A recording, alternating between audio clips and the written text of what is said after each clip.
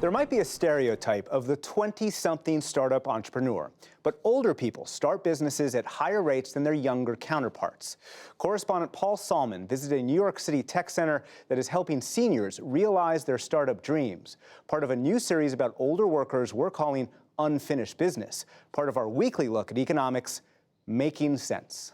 Let the fashion show begin. For a group of designers in Manhattan's Chelsea district, senior moments to remember.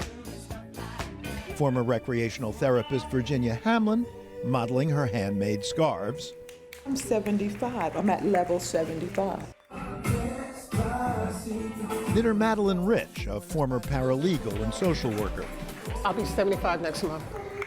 Arlene Rubin, who makes clothes with recycled material, was a professor for 35 years. I'm 84 years old. But this is a venue for much more than fashion statements. If you have a smartphone and the phone is smarter than you need to go to Senior Planet.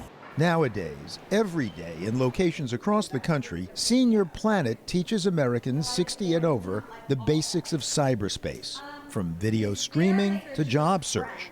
If you don't have social media, it will appear like you don't know what's going on. Founder Tom Camber's first senior client was a woman in her 80s. And once a week, she would come to my office with her breakfast in a napkin, and we would do a computer class. And over the course of a year, she learned a lot about technology, but I learned a lot more about aging and a lot more about the magic of what happens with older people when you bring together computers and seniors and you give them a chance to succeed with it. I needed support. Even though Bonnie McKay had been a hotshot retail designer at Bloomingdale's and then New York's Museum of Modern Art, now 68, she's consulting and, thanks to Senior Planet, cultivating a younger clientele online. Yes, she still has customers from the past. But you still have to communicate, and you have to do LinkedIn, and you still have to do social media, and you still have to communicate with the cross-generational. She has no plans to throw in the towel. 66-year-old Cheryl the Gourd Lady Thompson, who plays and sells African instruments fashioned from gourds, is not about to bow out either. I'm still perpendicular. I still have my health, and I'm just constantly on the go, doing, and just trying not to think negatively and being around positive people. The main virtue of Senior Planet for her? It's become an extended family for me. For so many older people, working on is critical to well-being, says Tom Camber. And there's a lot of research about how important it is for people to still be activated and have a purpose and be trying to be creative in their later years. I don't know if these colors look great for you. Like Madeline Rich, her creativity inspired by a chilly ride on the New York subway. By the time I got home, I had a stiff neck. And I pulled out my yarn, and I started knitting. And 2 days later... Wait, this is a New York subway over air conditioning cowl. Exactly. My saying is fun, funky, but functional. A slogan she's learned to hawk online.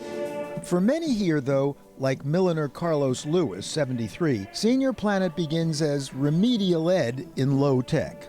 I was a dummy, don't know computer, couldn't type. Now I can type. Now I can actually partially build a website. Now I can send a picture to a client. Did you think you would be working at this age? Working at this age? No, because I thought that the business that I started, I thought it would be like really, really long ongoing.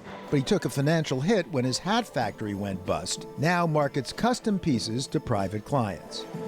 Income is an even more pressing concern for the Gourd Lady.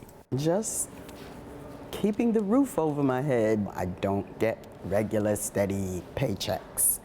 And I get residencies, and they are temporary. So I'm always looking for the next residency, the next sale, the next source of income.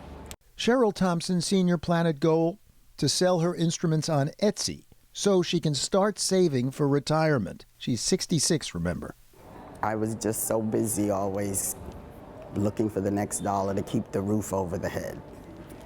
And of course now, being older, I realized, I'm like, 60 came so fast. I've saved I don't know how many times, but then I've had to use it. 20 to 25% of the people that come in the doors here are looking to improve their financial situation. They are looking for a job. They're looking to save money by shopping online. Or there's some business idea that they've been percolating for years, and now they're 65 and they suddenly have an opening in their life to say, I want to start that business. According to the Kauffman Foundation, in 2018, the 55 to 64-year-old age group made up 26% of new entrepreneurs, a larger share than their younger counterparts. Baby boomers turn out to be twice as likely to start a business within the next year as millennials. Senior Planet is teaching the tech savvy that passed so many seniors by. There is a downside in becoming acclimated to cyberspace, says Cheryl Thompson. I told my instructor it was his fault. He said, why? What did I do now? You introduced me to Spotify. I spent a whole day at home on Spotify just going through and collecting songs and things. I was like, wow, this is great.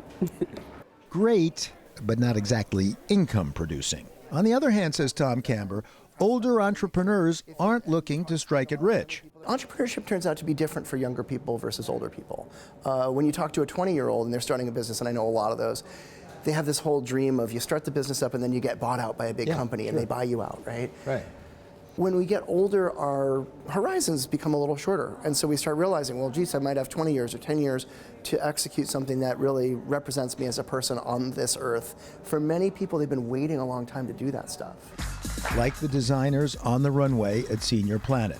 And that's why Tom Camber calls this a senior moment. Ageism is one of the last really accepted areas where people will engage with some really negative stereotyping and negative biases and act as if it's normal. So for example, somebody just the other day used the word senior moment in front of me, and I had to not, like throttle them. Because a senior moment, can you imagine if your demographic was defined as the demographic that forgot things? To me, a senior moment is about being honest, because seniors are much more honest and much more willing to speak their mind than younger people. They're more confident. They know who they are. They have experience. They have some judgment. They have perspective. Those are senior things. And often, they're less paralyzingly self-conscious as well. For the PBS NewsHour, this is Paul Salman in New York City.